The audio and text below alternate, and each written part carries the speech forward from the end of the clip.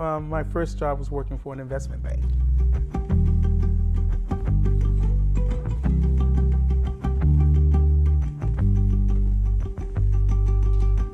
So Karl, let's start. I want to thank you first of all for being here. Thank you. Okay. Thank you. I really want to thank you. It's my pleasure. It's my pleasure. Where were you born? So I was born in Richmond. Okay. Richmond, Virginia. I grew up in, as I said before, I grew up in the Richmond area, Richmond and Petersburg area most of my life. Grew up in that area. You have siblings? As I said before, I do have siblings. I have an older sister who passed away last year. She died. And then I have a second sister. And then I have an older brother. And then there's me. And then I have a younger brother that's 4.5 years behind me. Right. So the first four of us was right behind each other. Right. And that means, then that would mean that you guys are very, very close.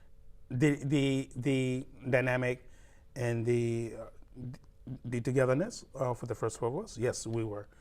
Well, we were close. My oldest sister and I, we were the academics. Right.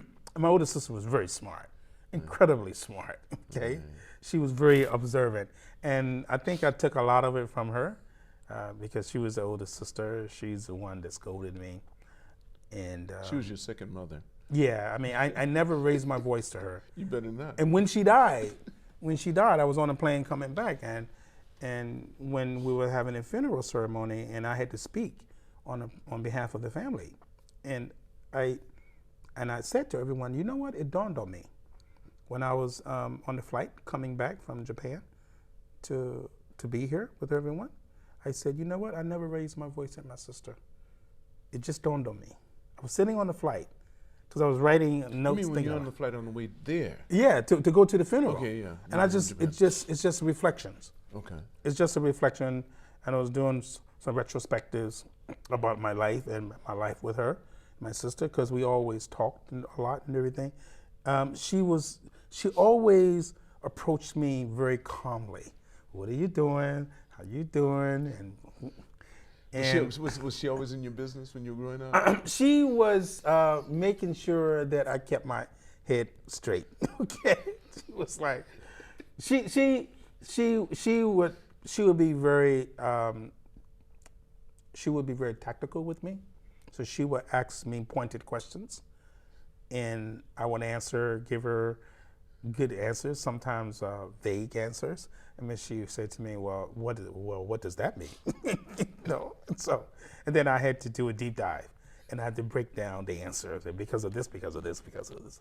But long story short, yeah, so her and I, we were the academics. Well, all of our family was pretty smart, right. Academically and everything, but I would say my oldest sister and I, we excelled in that area. We kept You took it to a whole nother level. Yes, we did. So as a child, you were more academic than you were physical.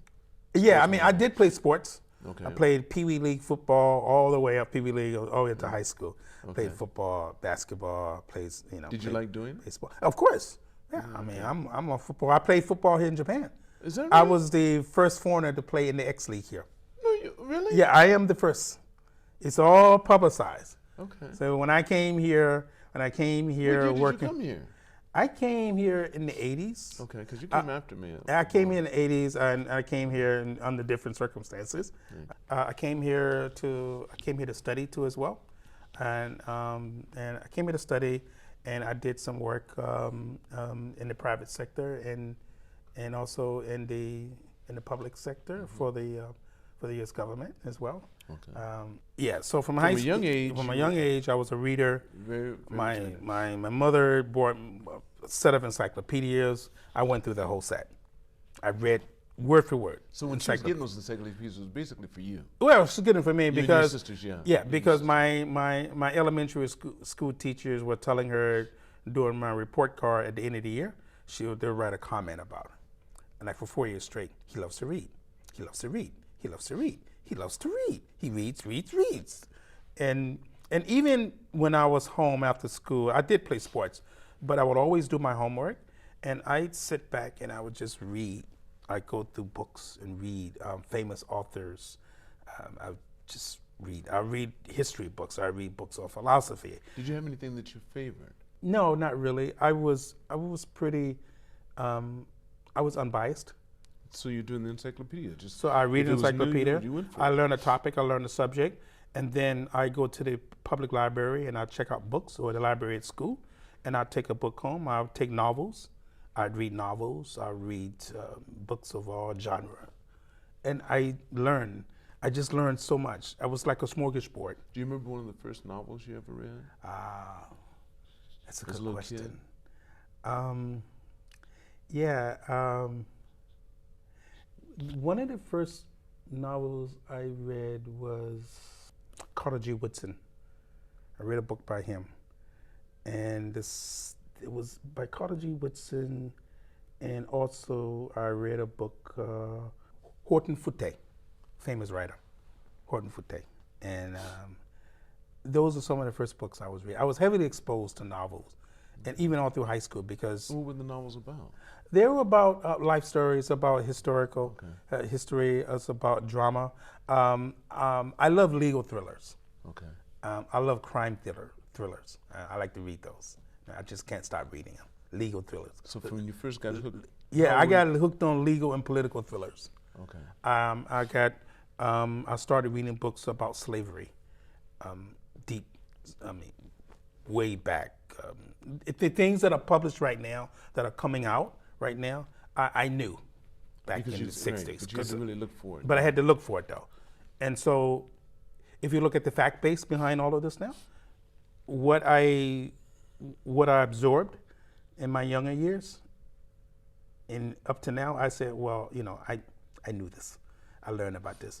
My drama teacher, who taught me so much when I was in high school, she had us reading social context in the world, about understanding how people are incarcerated for their political beliefs. I learned about Alexander Solzhenitsyn, the Gulag Archipelago. I read that when I was 15 years old. Read it. She made us read it. Was she Russian? No, I don't think she was Russian. Okay. Mrs. Her name was Ms. Lee. Then her name was Miss Stefan, but she was a good teacher. She made me read.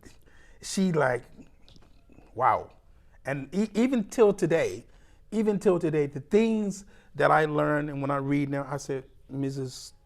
Lee, she taught me all of this. Did you ever get to meet her again after I she got never older? saw her Again, so again. you lost contact? Yeah, we lost contact, but she was a mentor to me, because she instilled to us a discipline about reading and learning about everything in the world, learning about famous playwrights, famous author, learning about social, learning about the political arena too as well, and blending that in. She was your drama teacher. She was my drama teacher, and So she coached me.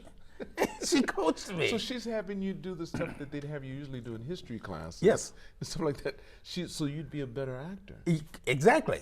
And I was able So to you could take that understand. and manipulate that. And I was always in high school drama plays and one-act play festivals. And then I participated in high school forensics. It's called forensics back then. It's a combination of table topics, poetry, prose readings, spelling. I made it to the state championship. I was the first person from my high school to make it to the regionals, and then I made it all the way to the state. Doing what? Reading poetry. Doing poetry. Is it of your own? Of your own? No. I read a famous poem by a famous author by the name of James Weldon Johnson, and the poem was about go down death. When you're giving in a poetry contest, of course you have to recite it by heart, but the empathy behind it and showing the emotion, it's just like basically it's like you immersing yourself through all of this. You become part of and it. you become it, and it was so believable, and I won first place on my first try. I made it to the state She championship. helped you do all this. She did. Schooled you to do She all that. schooled me, and I still remember her. It's hard to forget something like that. I would think. That right there in my memory right now, and all through the years up to now, and what I see in the world today, I said, she taught me all of this. I said, she taught me that. She taught me this back when I was really young. And I told people, what you're learning right now, I was taught this. I could talk to politicians right now and say, no, I'm sorry. No, I learned that back then. Okay? I learned everything from historical context about world events. I learned this in the 70s. And even now, if you fast forward to now, the whole trajectory, it's what she taught me. And she was saying, she said, Karl, you're going to remember everything. She would always tell us, she said, you will remember everything in the future. You know something? Whenever someone meets a teacher that is so in tune and understands how to work with human beings, Sure. it leaves an indelible mark on you for the rest of your life. Anyway. The thing, when those teachers were saying he loves to read, and you hearing that, that's why I tell parents, be careful what you're saying around your kids Sure. or to them. When Absolutely. you're joking and saying something like that, they're internalizing that. Now I can say that from the opposite end. Someone saying, well, he's not really that smart. Why would you say that? Why would someone say- Comparing to someone else. Yes. See, wrong thing to And do. that's and Never, ever, compare. ever do that. Sure. And that makes the child compare themselves to everyone else. Sure. And they And it doesn't help them one bit, but your teachers were doing such a benefit to you from the She- beginning. He she loves did. to read, he loves to read. And then her telling you, you'll never forget. She would have said, she could have messed you up too by saying, you always forget. yeah, she was She could have like- messed you up, but she gave you a superpower. She did. And even now, like I was home just on the holidays, and I have a lot of friends that we were in drama and liberal arts together, in reading and English, and we were in this group called we were in the drama club, in the thespian club, and I was an honor thespian, I was a drama, and a lot of us, that group, that team, we are still connected, and we talk about her sometimes and everything. And I said, yeah, okay. Beautiful. Isn't that beautiful? She okay, what she taught me and that has molded me internally. Okay. So where'd you go from high school, having this fantastic drama teacher that taught you to read, internalize it, and be able to act it out? Yeah. So now you're going to become an actor. So, I wanted to be an actor. From high school, I was awarded a 2-year scholarship, 2-year scholarship to be an actor at this small liberal arts school in North Carolina. I wanted to be an actor. I actually did. I thought I could make it. I thought I could actually do it. And then I got cold feet. I said, do I really want to do this? And I gave it some thought, shifted. I thought about, I've always said I wanted to explore the world. I wanted to do things different. I wanted to thread the needle, if I could put it. And but you got cold feet. I still did acting. Did you go into the 2-year college? I attended. Then said you accepted it. So I accepted. I went for the summer courses at first and everything, because I did a summer session. Okay. I went down there, and then I said, do I really want to do this? And then, something about the school. It's not that easy, Karl. Come on. Yeah. Wait. So what happened? I got cold feet. I said, I don't. Were there people did you compare yourself to other people? You thought, No. It wasn't that? It wasn't that. I just, something hit me. That it wasn't good. It didn't fit. It didn't. This is not you, Karl. You can use that. You can do your acting as a sidebar. Okay. But that's not going to be what's going to take you there. But that's not going to take you there. Okay. And I've always thought of myself as a global person. Okay. And so I went back and I attended the University of Maryland. Wait, so you didn't take the scholarship? I turned it down. Yeah. My mother was kind of like upset I about bet she it. would be. Yeah. So you went to Maryland on your own dime then? Yeah, I did. So you had to work while you were doing it, or what? Yeah. Okay. Well, yeah. Did it on my own dime. I did, and that's how my U.S. government work came into play. Okay, so you got affiliation affiliated. came into play. After- I was pretty smart right after summer, academically. while you were still young? While you Yeah, were still young? yeah. So did they approach you, or did you approach them? It was mutual. It was mutual? Yeah. Okay, so So- you came together at the same time? Yeah. I took a psych test. Okay. Psych And they- test, so they figured and the and success. exploded off the charts. Okay. so You were found, right? I was found. I was see. found. And that's not unusual. I have some friends like that as well, too. And I'm still found Okay, after I see all that. these Okay. years. Wow. And so, So how long did you stay in Maryland? Did you do the 4 years? yeah, I did back and forth over time, and then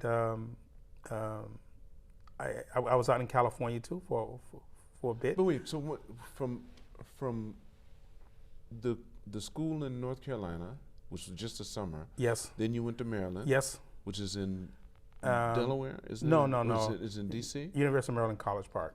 Okay, University of Maryland. Then you went from there to California? Went to California. All right. What did you do in California? I was doing summer courses in theater and drama.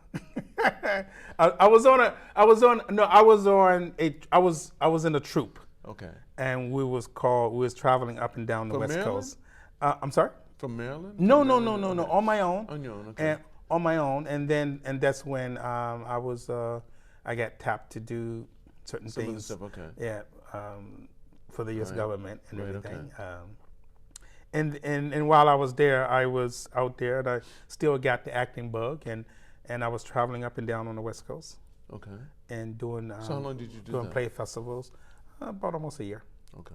Yeah. And then from there, where did you have to go? Where'd you go after that? Did you go overseas for the first time then? I was infatuated with overseas, going overseas, and then struck a deal to come to Tokyo. Okay.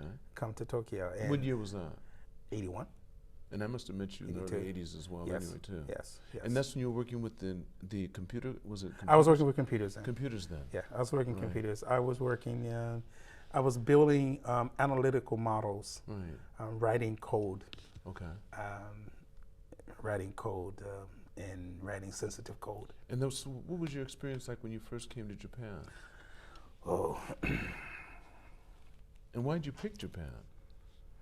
I had an infatuation, always had an infatuation to live outside the United States. As I said before, my mindset, even in high school, was global. You know, I wasn't like any ordinary American living in the United States.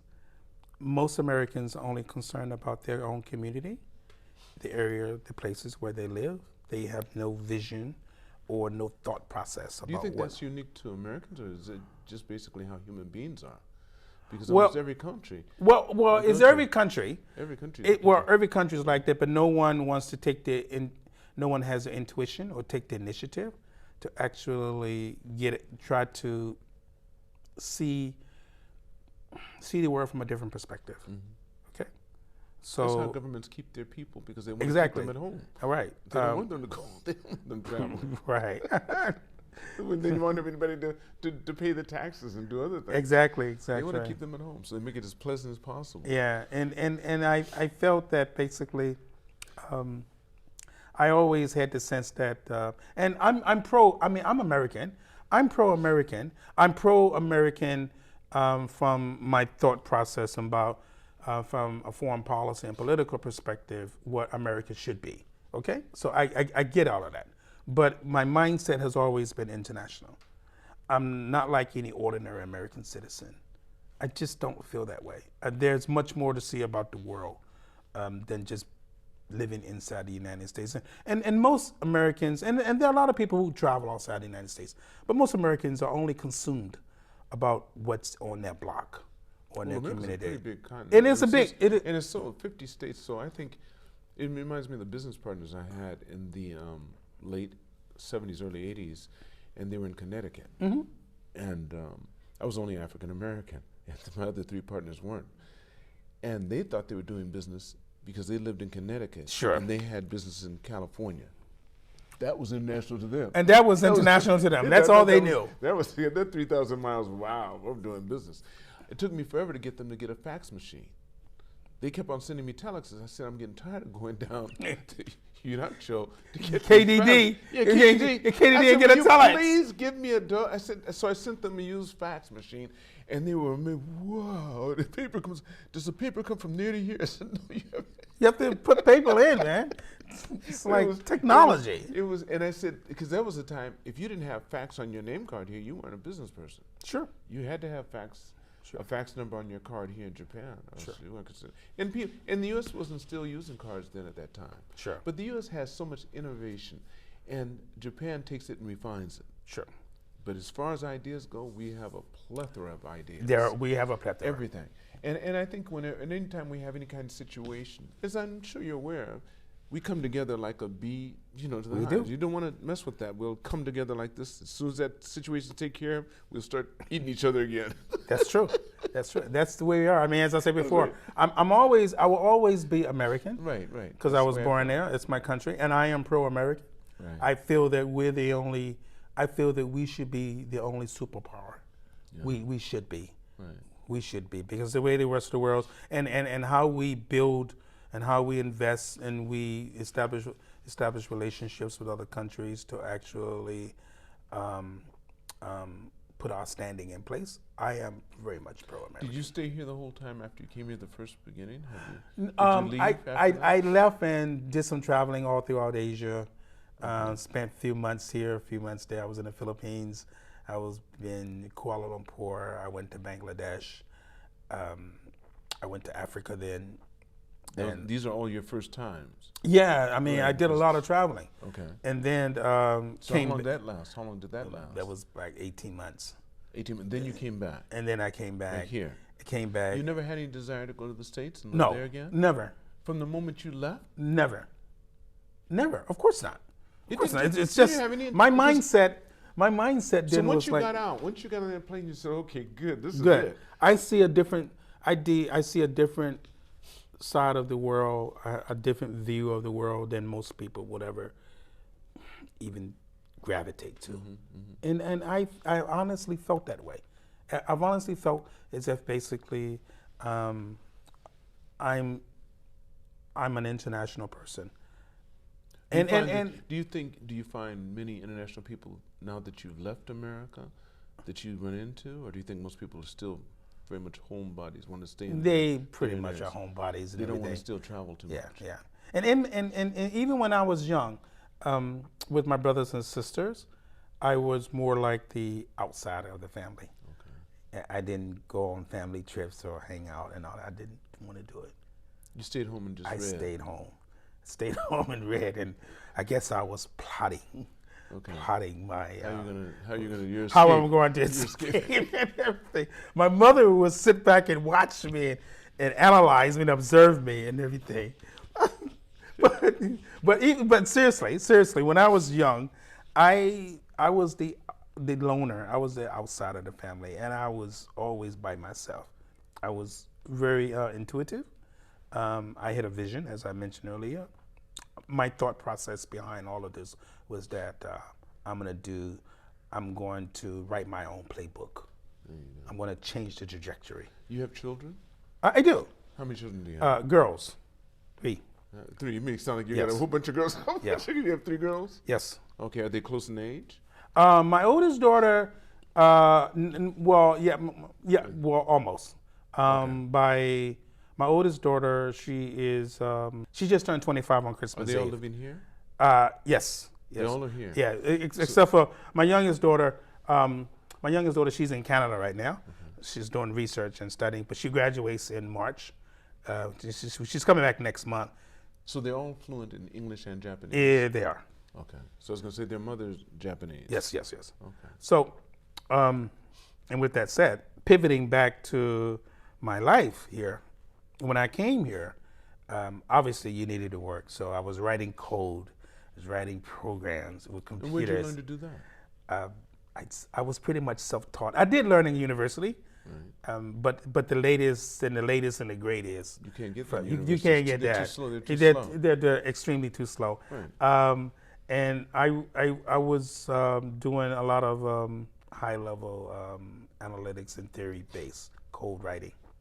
So I was doing some code writing for here in Tokyo, and then someone latched on to me and said, "Oh, okay. You ever try writing code for finance?" I said, "Well, I can do it," and everything. And then I got my first job was working for an investment bank. I was hired and I worked for First Boston, which was turned to Credit Suisse, which is no longer no more. as of last year. So I started my career But they belong by UBS now. UBS now, right? So I started my 'Cause career. my son works for Credit Suisse. Yeah. My youngest. Now? Yeah. Okay. So Yes. yeah. So I started my career at First Boston, which was Credit Suisse. That's how I started my career in investment banking, in technology and trading, writing code, writing analytics for bond pricing. I started my career in that. And that blossomed over the years, working in investment banking and in the finance field, and technology and operations and trading. And over the years, I started moving towards strategy and management consulting. And I've been doing that for a while now.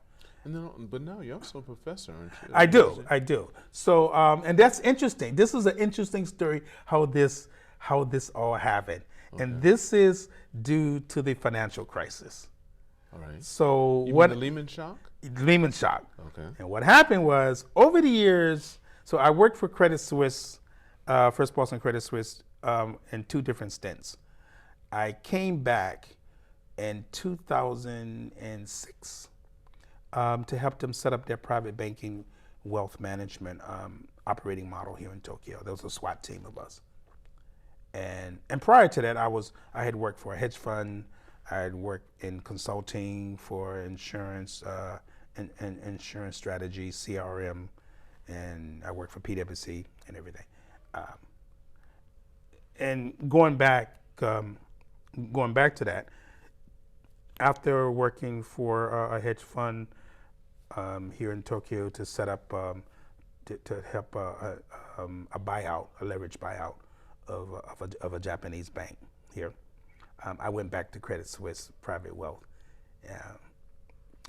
and I was out and did some work in Switzerland, and to learn the Credit Suisse way of private banking and wealth management. And then came back to Singapore, and then came back to Tokyo to help set up the operating platform. How long did that take? That took like 6 months, 7 months. Mm. And that's when Lehman shock hit. But during that time, I met a guy, started conversing with a guy who was writing a book about business models. And he was writing a book, and he asked me, would you like to contribute to the book? Okay, as a co-writer. So I said, okay. It's just a book. It's about business models, a business model canvas. What's the name of it? If you look at my business card, it says it's called Business Model Generation. Okay. So I helped co-create that book. And that book is a bestseller right now. It is a bestseller. And my name is all in the book. So I helped write the book. We didn't think the book was going to take off. The book took off like a year later because of the canvas. It's a Creative Commons license. It has 9 building blocks. How you write how you create your business model. You create your business model based off of that, off of 9 building blocks. And that took off. And that's when Lehman shock hit, I just left. I had no more to do with this no more. I had made my money. Made a lot of money over the years. So not a whole lot, but it was enough. Enough to do what you want to do. Enough to do what I want to do. And I said, I'm going to change my life. So what'd you do? I wanted to get into transformation, entrepreneurship. Is that when you became a consultant? professor? Yes. And so what happened was the book took off. The book is a global bestseller right now. It's called Business Model Generation. I started using the book to teach corporate innovation, transformation, and entrepreneurship, and teaching entrepreneurship how to write a business model, how to create a business model. Because the premise behind this is that basically companies, you can write a business plan all you want to, but if you don't have a business model, if you don't know who your paying customer is, how are you going to attract business? If you don't understand your own business model, if you can't plot it out and create a blueprint behind it to know exactly how you're going to make money and your value proposition behind it, then you will fail. And you will fail. Trust me, you will fail. So what happened was that the book started gaining traction. The canvas started gaining traction. So I started working with clients here in Japan and teaching the business model canvas, going through all the building blocks. So I was prototyping companies, their existing business models. And that led me to actually teach entrepreneurs Because anyone who say, I'm an entrepreneur, you're an entrepreneur, I'll say, well, do you have a paying customer? How are you going to make money? Show me your business model. And I'll tell people this. And I tell people this, I said, you want to be an entrepreneur? You're a self-taught entrepreneur? Okay. Show me your business model. I don't care about your business plan. The business plan can come, but you need the business model. Because when investors and venture capitalists and private equities, when we invest in you, we want to ask two questions. Do you have a paying customer? Show me how you're going to make money. And as a VC, as a venture capitalist, and what I do now is that I look at pitch decks. I look at all of this, and I scan it, and I look at it, and I say, okay, here's something that's viable. Mm-hmm. They have a minimum viable product. They have a product out there that they have a customer that's interested in this. Okay. They have a market share, a potential market share. They've done their due diligence to do their customer analytics and their research to find out getting out of the building to actually talk to customers, which is what you're trying to do. And so these are the questions that I pose. So I started doing that, and that turned into corporate innovation, helping companies. And one of my first clients, how I got my first client to do corporate innovation business models was a traditional Japanese food and beverage company. And can you imagine me as an American, African American, that they wanted me because they saw me teach a course. Did you do this in English or Japanese? I did it in English and Japanese. I did a facilitation course, and I showed them what the existing business model looks like. I had them, and I facilitated the workshop, and I said, show me your business model, your corporate business model. And of course, from an R&D, research and development, and marketing and product development, they said, well, we think our model looks like this. So I said, well, let's prototype, and let's see what the feature will look like. One of my first clients was Kagome. Okay. Wow. That was my first client. That's a big company. And that was my first client. That's interesting. And I'm still on retainer with them. Is that right? My goodness. So they do corporate innovation. So I taught them business model innovation. I taught that client, transformation, product development, how to prototype using design thinking, ideation and design thinking. So I took courses in that. So I teach design thinking, and I teach business model innovation. I teach corporate innovation. And what happened was, Keio University is one of the well-known established universities in Japan. It's one of the Japan Ivies. So Keio University, they brought the book, and they tried to teach it internally at their campus, and they failed. And what happened was, because I took courses at Keio too as well, long time ago, international courses there. And they tried to teach the book, and they failed. So my contacts there, they had noticed and saw my name in the book. And well, Karl is in Japan. Okay, let's ask him to come back. So they asked me to come back and teach the course at their graduate school. So I teach at the graduate school, I teach entrepreneurship and startup. So I teach business model using the business model canvas. I teach value proposition using the value proposition canvas, and I teach the process behind it, creating value propositions using design thinking techniques, empathy mapping, understanding the customer from the customer perspective, the pain points, the jobs. There's a method we call jobs to be done. What job is the customer trying to get done today? See, you may think that customers buy your products. In reality, customers do not buy products. They don't buy your product. They hire your product to do a job. And if that job is successful, they become a repeat customer. See, customers hire products or services to do a job. That's the mindset and the thinking behind all of this. And people they're understanding that, if you go out to Yamada Denki and you buy a toaster or a rice cooker, well, what's the purpose of a rice cooker? What's the job of a rice cooker? To cook rice, right? That's the mindset. The job of a rice cooker is to cook rice. So there's a methodology for marketing and product development that we call understanding customers' jobs. What job is your customer trying to solve or trying to get done today? What are their pain points? So I teach this.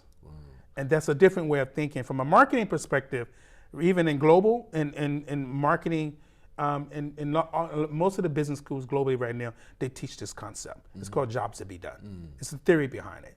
Let me ask this, Karl. If people wanted to contact you, how would they go about doing so? I have a company here, Okay. Karlstone Capital. Karlstone Capital. Karlstone Capital. I'm located in Ebbingsville Garden Place. Okay. I do transformation.